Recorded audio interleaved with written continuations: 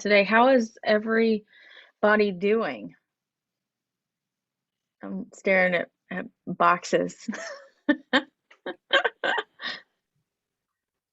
Doing all right? Thumbs I up. can turn my video.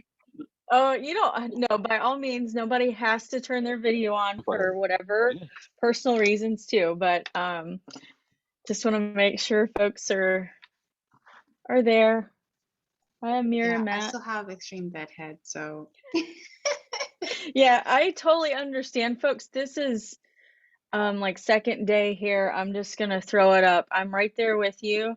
Like at 8, maybe about an hour ago, I'm waiting on my 8-year-old.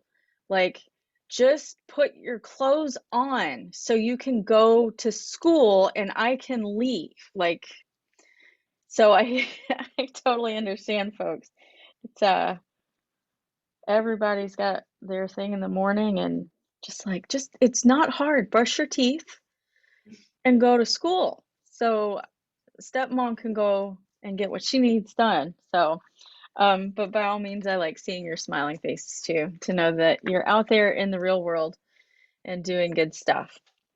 So I trust everybody's doing all right, staying safe depending on where you are, and COVID's being managed, hopefully. yeah, I got Especially, both of my vaccines, so I'm good. yay! Yeah. Anybody else double vaccinate or at least done? Awesome. Couple of you, and hopefully those of you that are in areas, I worry about some of you in areas where it's going back up or on borders of countries that it's going back up and folks traveling in between and whatnot. So at least we're in an area where it's starting to decline, not by much, but it's getting there. And I get number 2 on Friday, if I can say that without losing control of my emotions. So all right. So sounds like folks are doing all right, or feel free to put stuff in chat. I know sometimes the internet's not the friendliest for some of us. Um, so a couple things this morning, if you missed what Dorji was saying or sharing, is that I think he wanted to upload a draft of his second lab assignment. So if you are having any, good morning, Gunjan, any issue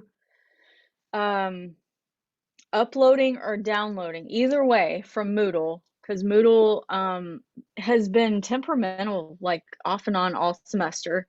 So I'm getting ready to send this out to the whole class in an email that if you are having any trouble uploading your assignments at any point into Moodle, let me know and just email them. I'm also, just in case you can't download the lab assignment from Moodle, I think it's been emailed before, but I'm going to email it again. So anybody that's not able to access it on Moodle, you have access to it. So we'll be doing that. And if we have to, we'll rely on email so that it's a little bit more bandwidth friendly for those of us that don't have great connections. So one thing I wanted to, good morning, Fabienne, Morning, go Erica. through, hope everything is going okay in Haiti. I want to share Not my, really, but it's better. It's a little it's better. better. Okay. Well, one day at a time, right? It gets better.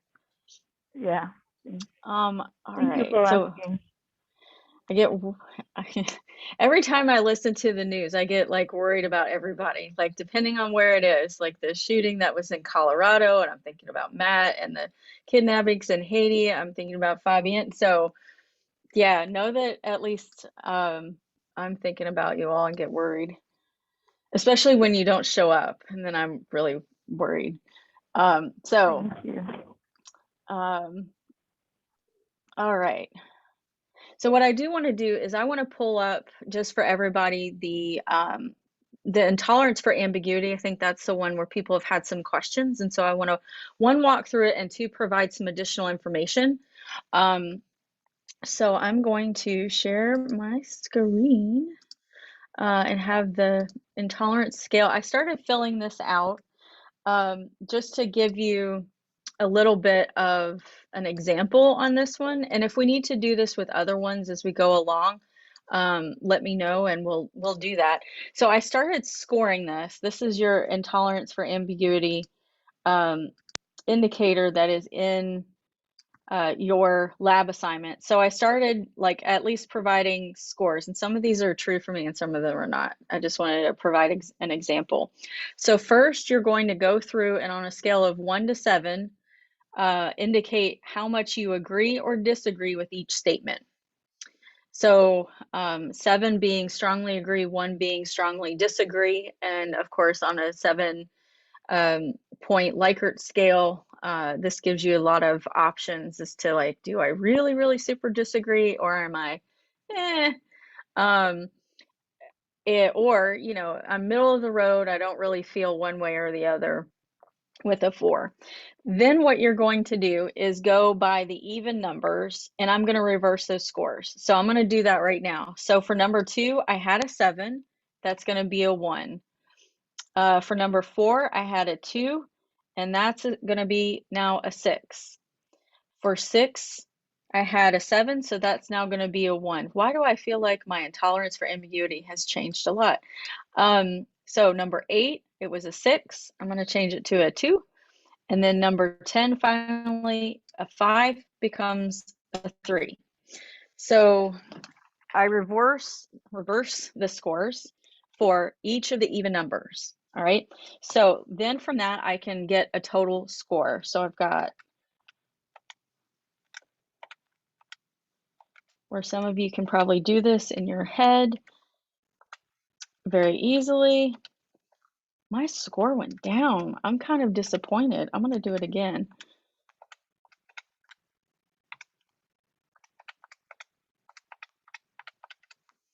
Okay, so I got a total of 37, and I'm going to do my newness score. So for 2, 5, and 9, I have a total of 12. And then for 4, 6, 7, 8, 9, so 4, 6, 7, 8, and 10. I got a 17. And for 1 and 3, I got an 8. So when you think about the number of each, so the maximum score here is a 21. A maximum score here is 35. See, I won't do even basic math in front of other people because then I'm afraid I'll be wrong, and y'all know how that goes, I'm sure. Yeah, so those are the highest scores I can have in total. The highest score I can have is a 70. All right, so I put additional instructions in the actual lab assignment. I wonder if I can open this by itself. Yeah, there we go. This is in Moodle, so I also will, if you would like, put this in the chat. So you will use the reverse scores, Grace. So once you've reversed them all is when you add things up for each of the 3. So the highest score I can have is a 70. So 37's about halfway, right? So I can accept some ambiguity and then other times I won't. Whereas if I had a score of say 60, I have a very high tolerance for ambiguity. Whereas if I had a score of say 10 or even 20, I have a low tolerance for ambiguity. What that means is things that are unfamiliar that I'm unfamiliar with, or put into new situations that I have not had experience with, I will do better in those situations if I have a higher score. I will struggle with succeeding in those situations if I have a lower score. So let's take, for example, I get invited to a party where I don't know anybody. Let's say it's a common interest thing like a small business. So a reception or party where all the other individuals are small business owners or operators or entrepreneurs. If I have a high tolerance for ambiguity, so a high score, I will be kind of the social butterfly. I will enjoy meeting everybody, introducing myself to everybody, even though I don't know a soul there. If I have a lower score, I will be the one in the corner, not saying hello to anybody and waiting for people to say hello to me. Does that add up as kind of an example? Or let's say if I'm, so this I think is an example that applies to most of you all. If I get dropped in, let's see, what is a country that does not speak English as a first language that I have? Let's say I get dropped in the middle of Chad. Unless I talk to somebody that speaks English, I have no ability to communicate, right? If I get dropped in, like, let's say unexpectedly, and I have to adapt, so nobody, unless somebody tells me they speak English, I will have trouble communicating. If I'm not sure where I'm going and I have no map and can't communicate, I'm not sure where to go, what to do, right?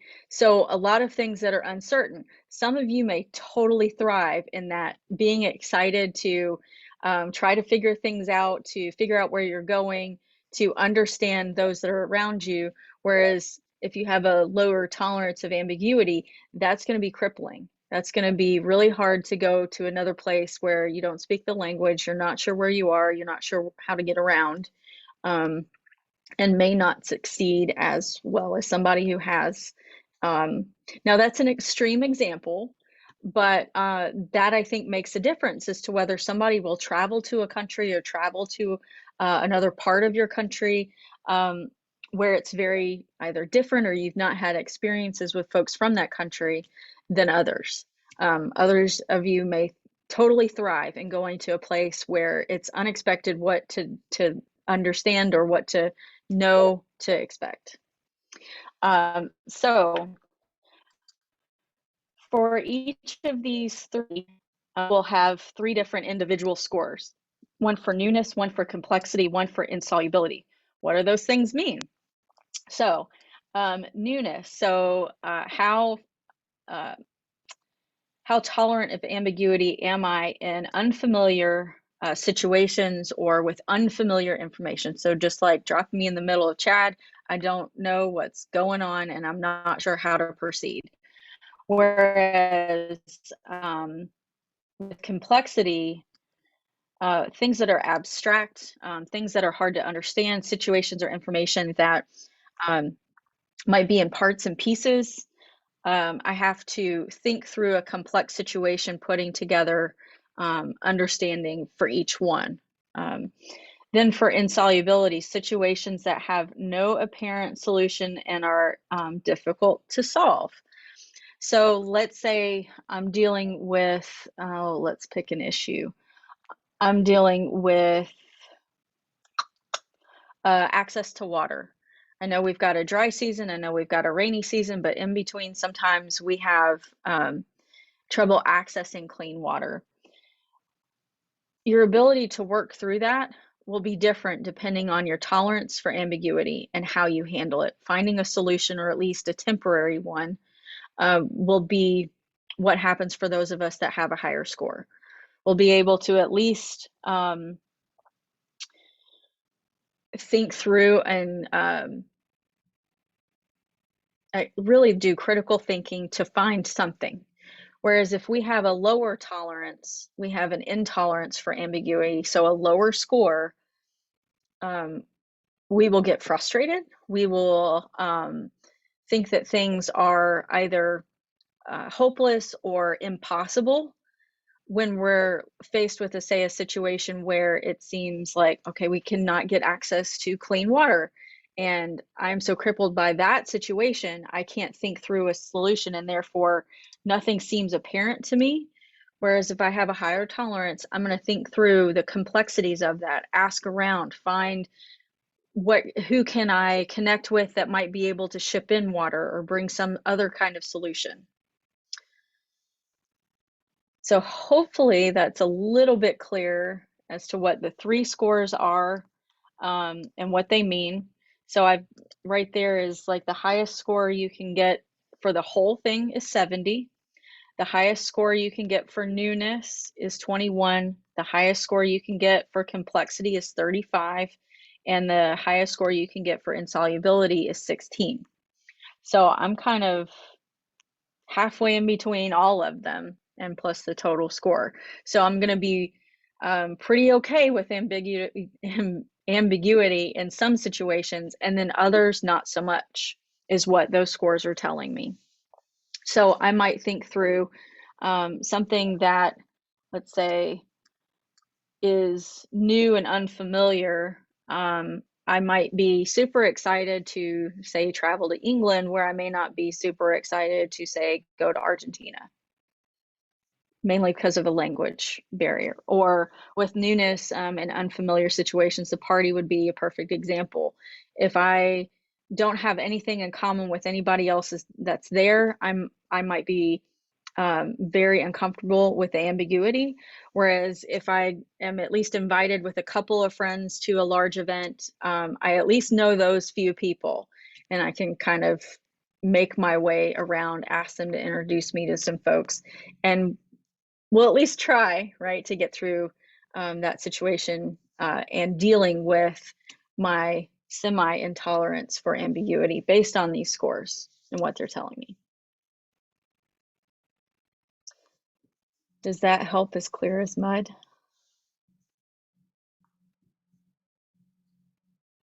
Yes. So in terms of, Grace, let me put these three back in the chat too.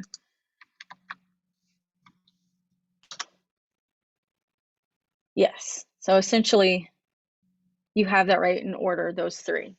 Yep. I was just trying to give you all some examples of how I see kind of each one. Trying to think of a good one for complexity.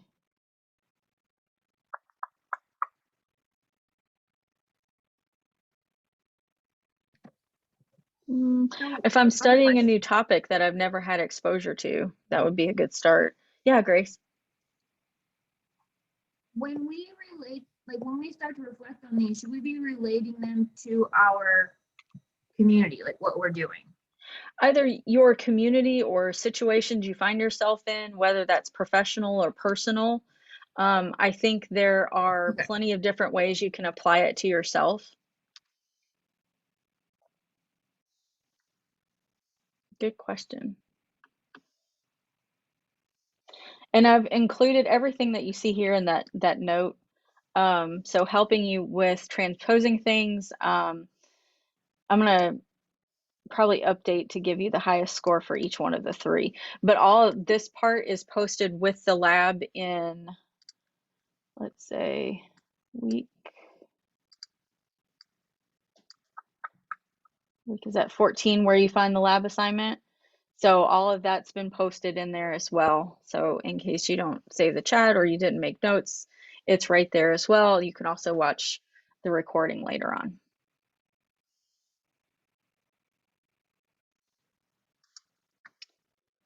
All right, so hopefully that was helpful. I'm going to pull up our article for servant leadership. For those that you've had a chance to read it so far, hope it has been entertaining for you, and I'm looking forward to perspectives on servant leadership. So any other questions on the lab assignment, or if you think through some things, feel free to email me as well.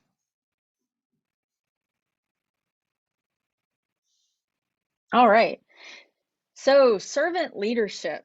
I think we've hit on a lot of these, on the different kind of facets or how you view servant leadership through our conversations thus far, but I'm going to hit some highlighted pieces in this article that I think will be a good foundation for the discussion on servant leadership. So servant leadership is not necessarily a new topic, and I forget what the date is on this. I think this was pretty old, but a foundational piece. I was trying to find a date on this, because he published his full book in 77, and I know this article was written before that, so that kind of gives you a little bit of context. Servant leadership as a theory or concept has been around for quite some time. Greenleaf was the one that really expanded upon it, wrote books, and then now, of course, there's the Greenleaf Center in Indianapolis that has also been around for quite some time, that is teaching individuals not only what servant leadership is, but how it's applied to their life, and how you can, say, bring servant leadership into your organization to build servant leaders, as opposed to, I guess, other types of leadership, say authoritarian, more top down, not listening to feedback. And you'll see that in this article, where servant leaders are those that listen, are those that are empathetic, ask for feedback and input, very much what a lot of you are familiar with seed scale. And there's one piece of this that, when I was rereading this, because it's been a while since I even looked at it, where it's like, that is seed scale to a T. It just wasn't like seed scale when Greenleaf wrote this. And so you can see the connections between the two.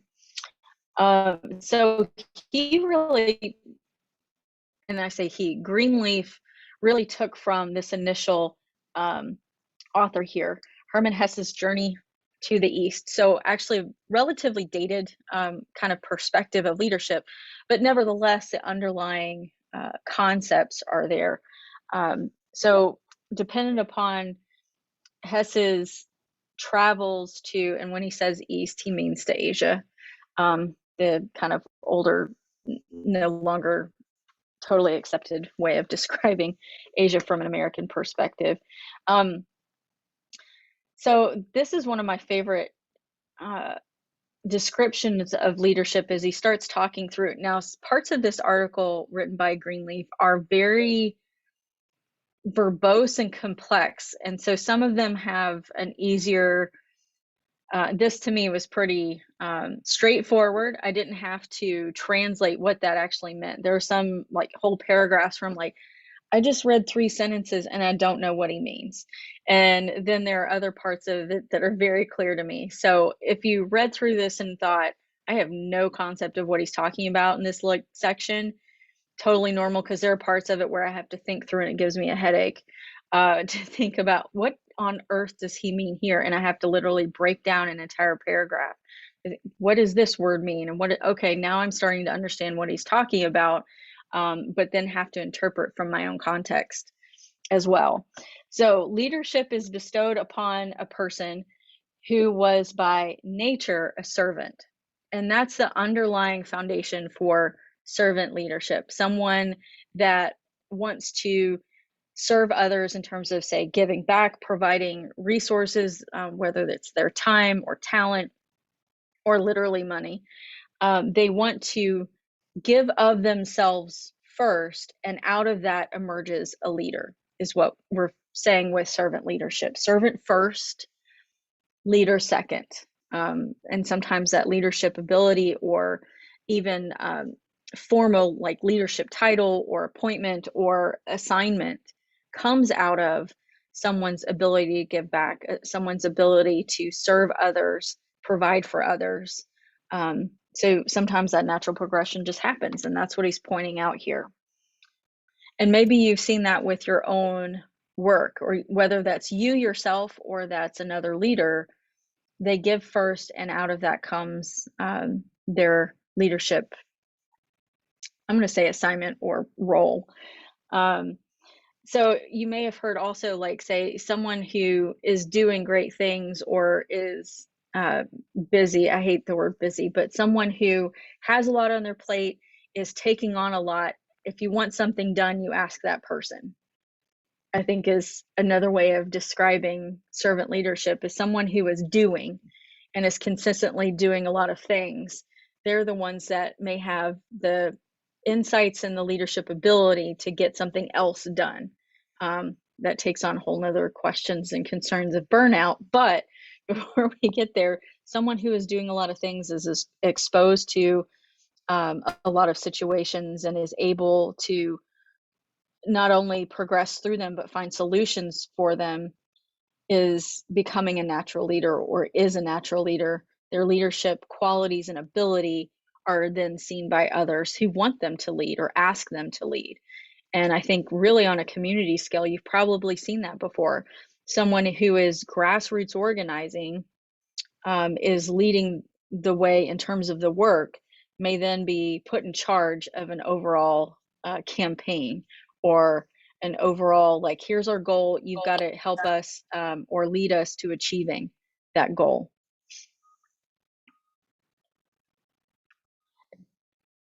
How is that sitting with you all? Does that add up from what your experiences have been? It sounds like from what we've previously talked about, that's what a lot of you have seen or experienced yourselves personally in the work that you're doing.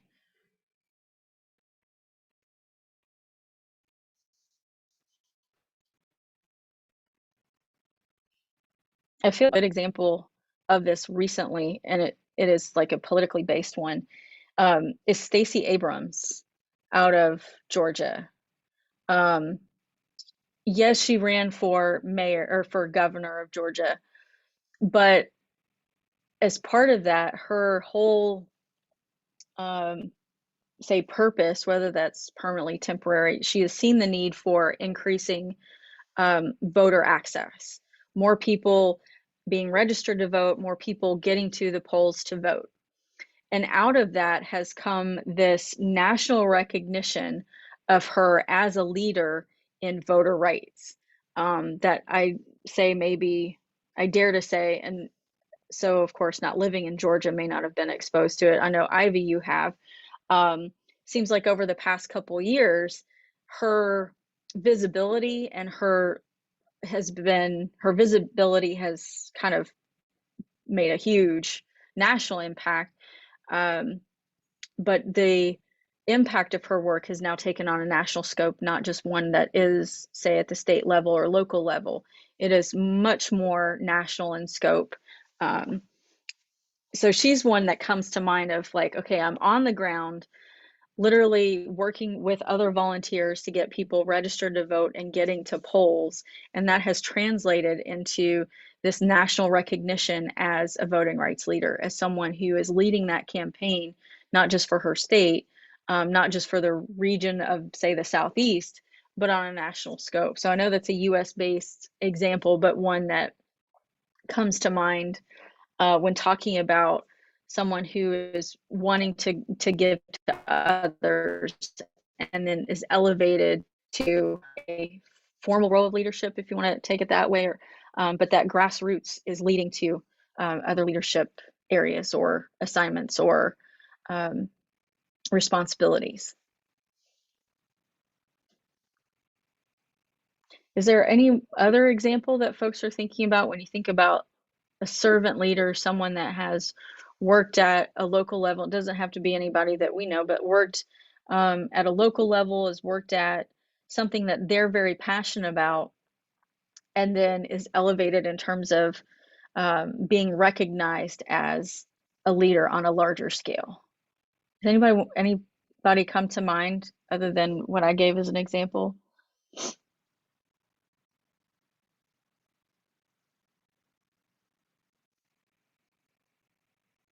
I know for some of you that coffee needs to kick in.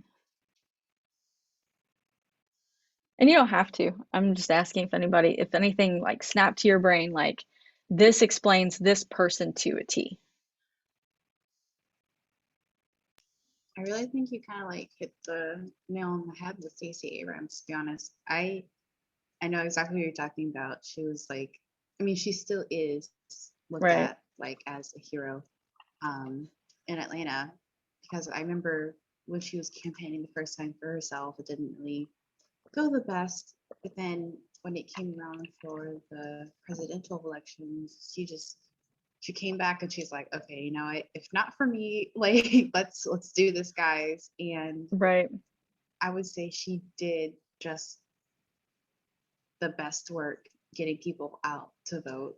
And it's funny because everyone talks about how kind of like with the meme where it's like no man can defeat me. And it's like, I am no man. And it's Stacey Abrams.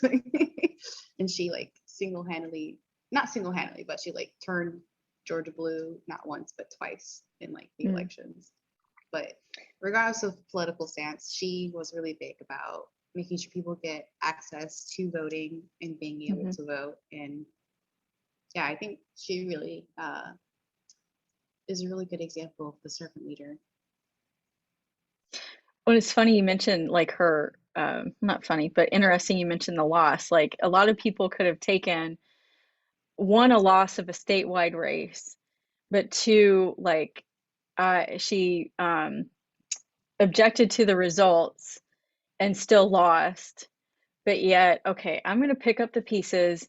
And if I can't win that race, I'm going to at least make sure that everybody has a chance to vote for who they want to, regardless whether it's for someone I support or someone that I don't. So Grace and Dorji put in some two great examples. Definitely school teachers. Sometimes I wish like NBA basketball players' salary and teachers could be reversed. Like I can't like I'm sure other parents have experienced this with COVID, but oh my gosh, like I think a lot of parents realized during COVID when they had to be their kids' teachers, like my kid is a jerk during the day or um, handling them for 8 hours a day. I don't see how some teachers do it, especially like say kindergarten to like third grade or all grades have their issues, but man, those kids just are like balls of energy and then turn on the dime. It's like this is a major crisis. Um, and yeah, school teachers are, I think, a perfect example of servant leaders, totally giving of themselves. I think the average school teacher spends $1,000 of their own money. So not only do they not get paid what they're worth or what they should be valued at, they're spending their own money to make their classrooms better.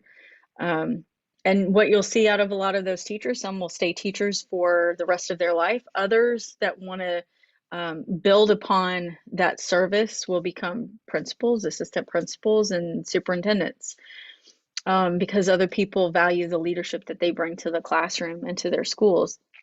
And tour guides, yeah, especially the unpaid ones or the volunteer ones, right, Dorji? Those that I want you to see the best of this town or the best of this state or the best of this country and are willing to um, show people around. I mean, that was one of my favorite things. I don't know about anybody else, but when people came to visit Kentucky, I was like, I want you to see all these great things and show you around and really ensure that you have the best experience. And I think that goes with teachers and tour guides, yes. And then I think a lot of other positions, a lot of other people as part of being a servant leader want other people to experience the best of a situation, the best of an experience with a school system, a university, a town, a company.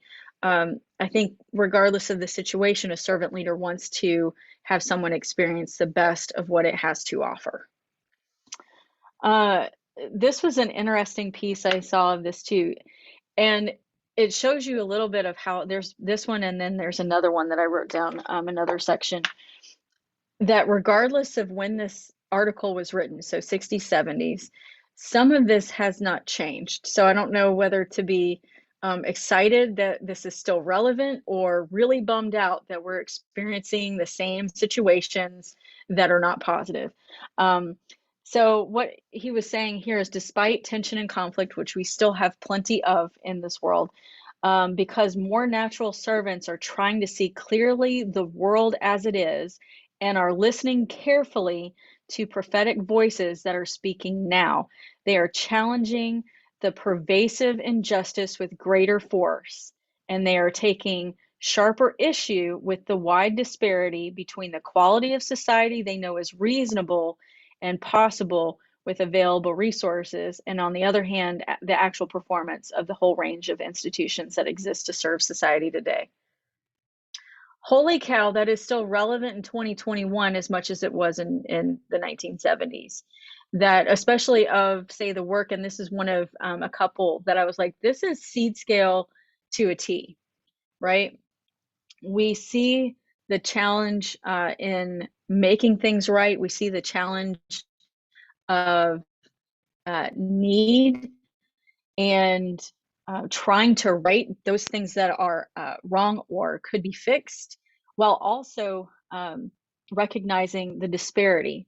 And yes, Daniel, as you've mentioned too, the bias that comes, the bias with those that may hold power, may hold resources that are not sharing them because of bias. And then also the injustice that we see or disparities that we see.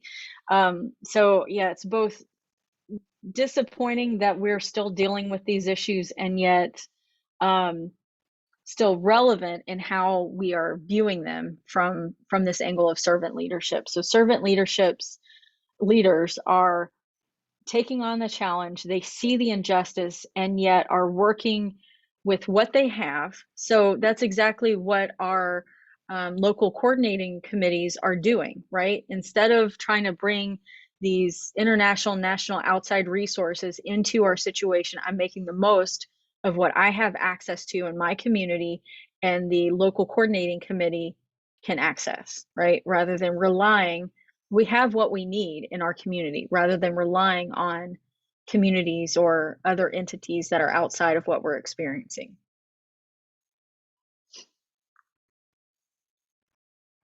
And as I go through these, please share any insights or examples too. I don't want to be the talking head today on this. So yes, Daniel, thank you for bringing up the judgmental bias and that disparities piece of this. Grace says, I think we want faith leaders, especially, to be servant leaders. So in a benevolent mission, we expect those that are faith leaders to be servant leaders. Do you feel that's the case, Grace? Because you started with, I think we want. Is that what we're getting with faith leaders? I think in some of our experiences, maybe speaking for myself, I think that's really key for faith leaders to be servant leaders, but it's not always the case. I feel that we're sometimes disappointed by that, but I think that a true, like, positive spiritual guide or faith leader or religious figure, or whatever, would be called to that position because of it. They are a servant leader. I think that would be perfect. Great. I mean, not perfect, but great. I don't know. Maybe other people have feel differently, but that's how I feel. So then of the expectation, are you thinking in terms of just their actions, or are you thinking in other aspects of serving as a faith leader that we get disappointed?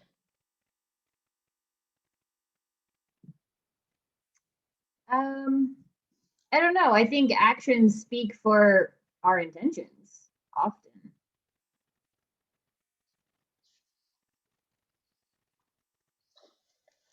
So I'm curious on perspective from not just from faith leader or about faith leaders, but um, a lot of different areas of our work. The expectation of servant leaders to be underpaid for their work. I actually kind of agree with Grace. I don't subscribe to, I guess, mainstream religions, but I do believe that a lot of times, I guess, like, religions, regardless of what religion is, and leaders of those religious institutions are usually like centers for communities. So like the church itself would be a center location for the community. And so in that case, you kind of look to whoever's in charge there, the faith leaders, to be leaders of the community as well, or voices for the community as well. And I noticed that a lot where I used to live in Middle Georgia, that tiny little town in Eastman, where like a lot of the people who were running for public offices were like, yeah, I've been a pastor for this many years. You guys know me from sermons. And I'm just like, nope, I don't. I don't know who you are. I've never been to your church. nor do I intend to go to your church. But So the cool. assumption you should know who I am because I was a faith leader first. Yeah, and like the thing is, if I was like from that community, like I only lived there for a couple of years because I was going to school. But if I was like from that community, my family was from that community, chances are I'd probably be going to that church as well. So yeah, I probably know who that faith leader was. And yeah, I would probably look to them as a leader of the community, or just kind of that same like servant leadership type of thing, because they are like, they're supposed to be a leader and a voice for the community. So you kind of look to them to be a leader as well, for like for other things, like for instance holding public office or those types of things. But in general, they would be leaders. Like we kind of would look to them to be the changes and voice of the community. Thanks for sharing. I put in the chat too, if anybody wants to share some other perspectives on faith leaders, please do. And I'll go ahead and apologize if you all start to hear like funny noises on my end. They're redoing an entire sewer system over here. So there's a lot of crazy construction noise. So one other point on here, what page was this? I want to get to page 9 and 10. There, or Greenleaf's kind of key thesis to servant leadership is that more servants should emerge as leaders or should follow only servant leaders is not a popular concept. I think a lot of us are comfortable, or dare I say, enjoy the concept of servant leadership. We connect with the idea of servant leadership, but why would this not be a popular one? Why would someone be opposed to servant leadership?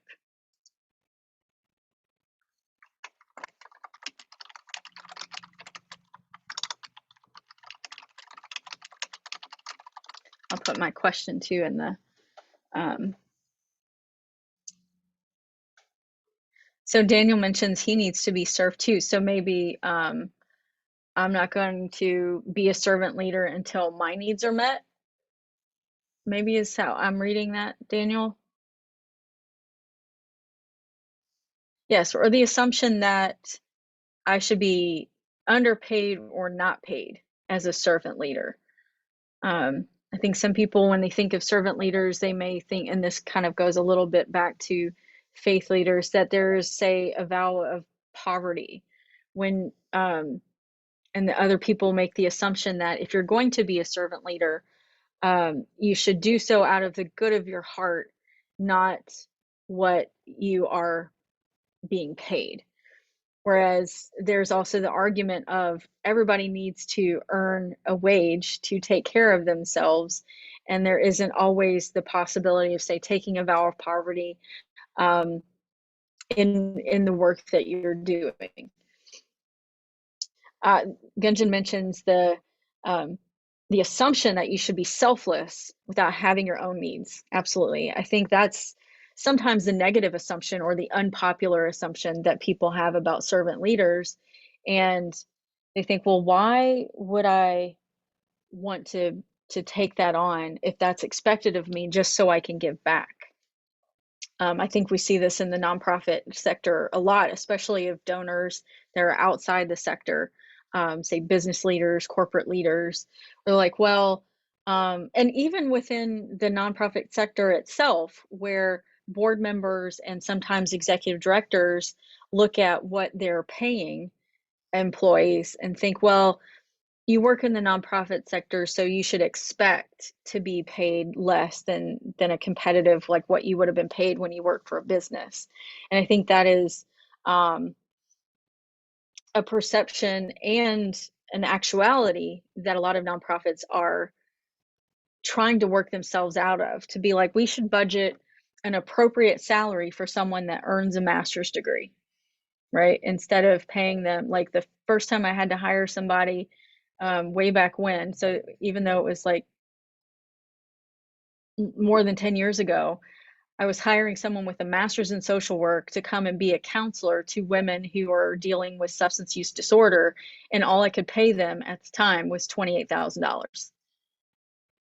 That to me is unacceptable, but that's what I was given and told. Like, this is what you have to pay somebody at this level. Whereas if she was in private practice, if she was hired by, say, a hospital or other like clinic, would be making maybe close to double of that, or at least a very comfortable wage to cover a little bit more than what someone's living expenses are, right? So definitely a conversation that folks are struggling with even today. So Matt mentions that the conversation sparks the amount of pressure we put on leaders, definitely, for better or for worse, and how easily those that look up to the leader can take the ups and downs to an extreme. And certainly what we look at with servant leadership and followership, which we're going to get to in a few weeks, it is very easy to criticize a leader, right? When they're the ones having to make the decision, and other people will agree or disagree, but they're the ones that had to make the decision. So it's very easy to criticize leaders when we disagree. And Carly mentions thinks about intention versus outcome. Does it matter if you're a servant leader or if you have some other motivation, if it ultimately has the same impact on the community? Awesome perspective. I think that we can marinate on that when I was wanting to go back up to Daniel's comment. Self-centered types of leaders may not be interested in servant leadership. Very much so. If someone is only concerned about, say, a bottom line, or is only concerned about their image in the community, this may not be a type of leadership that is going to be appealing to them, knowing that it is not all about them or what they're gaining, that they are expected to give back, to promote others, to move or empower followers along.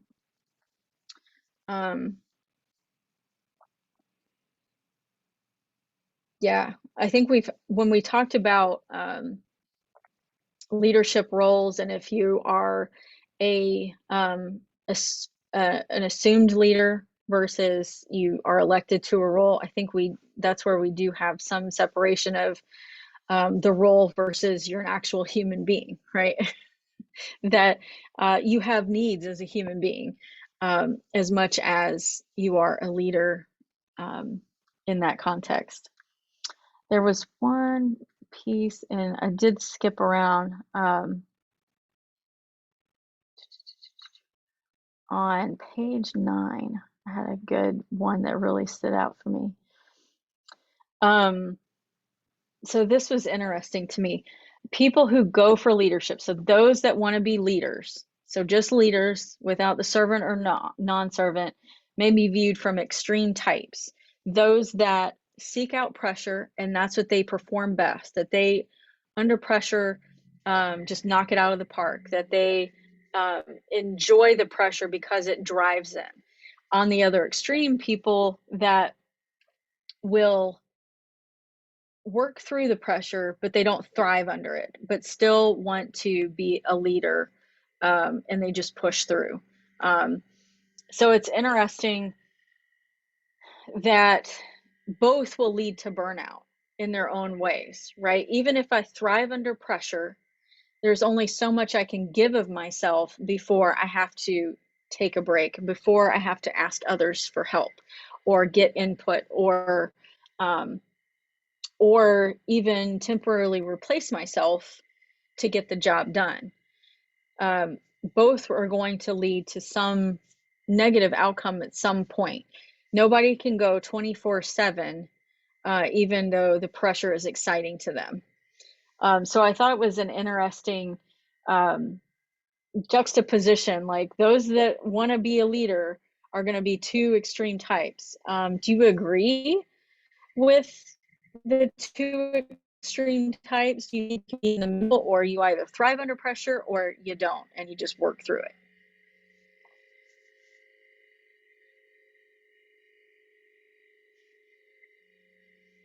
Or Casey, if you want to share more about the predictive index too, that would be great.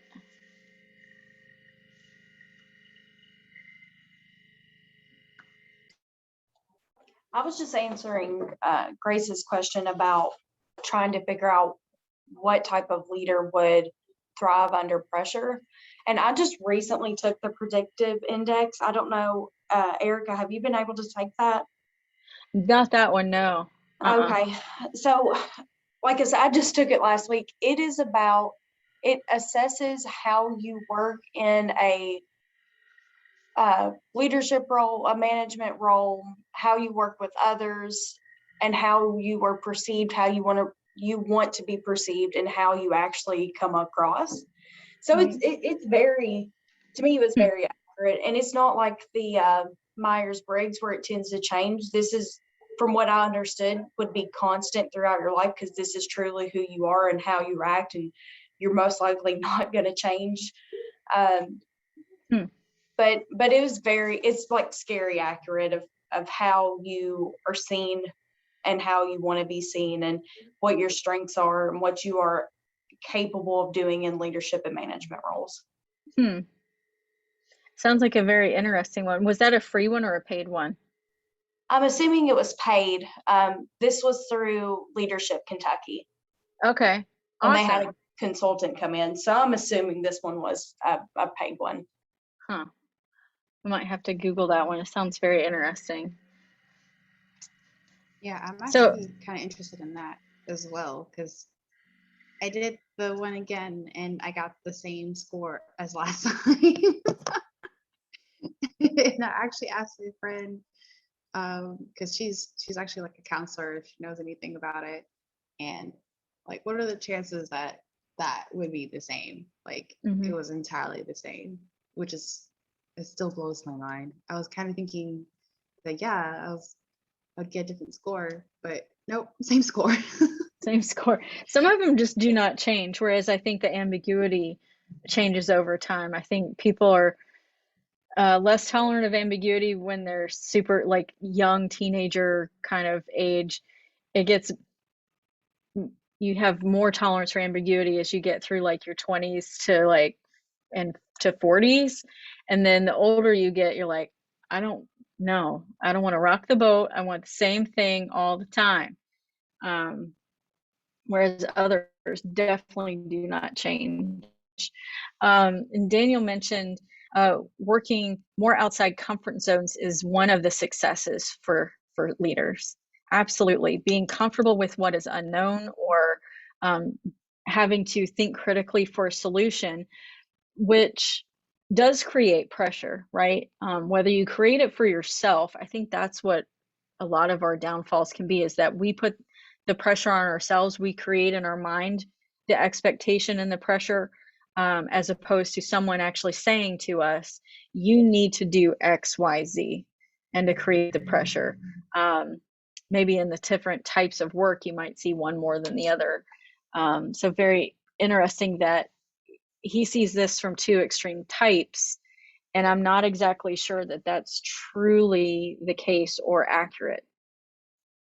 So I'm kind of disagreeing that I think depending upon the situation, you could thrive. Thanks for sharing that, Casey. It sounds very interesting. Yeah, because I think even from when I look back at different leadership roles that I've held, yeah, others I was like killing it under pressure. It's what drove me. And then another time in one role, I was like, the pressure was crippling and I no longer like that job. I was burnt out and wanted to leave. I'm like, just don't want to take this leadership role on.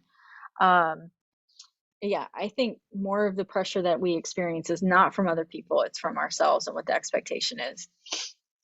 So I'm having a hard time agreeing with the pressure part. And one last piece that I want to make sure that we cover is the acceptance and empathy. There's a lot. I mean, there's so much more. I've got other notes here, but we could keep talking about these topics. So I hope, excuse me, that if you've read it already, or if you are going to be reading it this week, that you find some of these interesting components. There's a lot of pieces that you look at one side versus another in this article, so and it's still really relevant despite its age. So when we look at acceptance versus empathy, acceptance, we take on what is given with satisfaction or acquiescence, versus empathy, we project our own consciousness, or we put ourselves in other people's shoes, is the simpler way of saying what he has just said. I put myself in other people's shoes. Where acceptance, I just go with the flow. This is how it is. And right now I'm not going to either rock the boat, or I'm going to take it in and think about change later, and what I can do in this particular situation. So a servant leader always empathizes and never rejects. I think the biggest thing as servant leaders that we can do, because I consider you all servant leaders, is listen and empathize with folks' situations. Like, I hear you, and to a degree accept what you're going through. And sometimes, if I don't have the solution or I don't have an answer for you, I can at least hear you and feel for you, because you're sharing what's going on. Daniel shared, yes, walk how they walk and feel how they feel. So thinking through what are the things that are influencing their behavior? What is it that they're experiencing right now, that I can try and make better? And sometimes there is no try and make better, right? But I can tell them that they're heard and they're accepted, and that that you see them, right? People forget there's a difference between empathy and sympathy. Absolutely. I don't have to feel sorry for you in a situation, but I can understand what you're going through and say, at least someone that can commiserate with me and not feel sorry for me is much more of a productive perspective from someone that listens, right? I don't want your sympathy. I want your acceptance and your encouragement.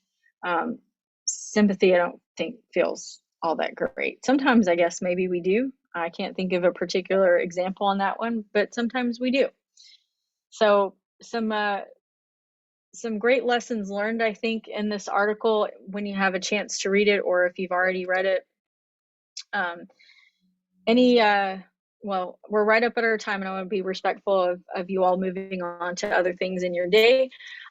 So if you are working through your labs and have any issues, let me know. I'm going to email everybody just to remind that if you're having issues uploading or downloading, that you can email either your assignments to me if you can't get them uploaded into Moodle. But I'm also going to send a Word version of the lab again, just so everybody has access to it, if Moodle is being temperamental. So I hope you all have a great week, and I will see you back here the same time next week. Have a good one. Thanks, y'all. You too. Good to see everybody. I'm also glad it wasn't just me reading this, that all of it was so confusing. First Yeah. of it, I'm like, wait, what is even happening right now? Bye-bye. Like, I just kind of gave up at a certain point. Yeah, no worries. Hopefully that helps. And if Okay. others are sticky, just let me know. Okay, thank you so much. Have a Sure. good one. You too.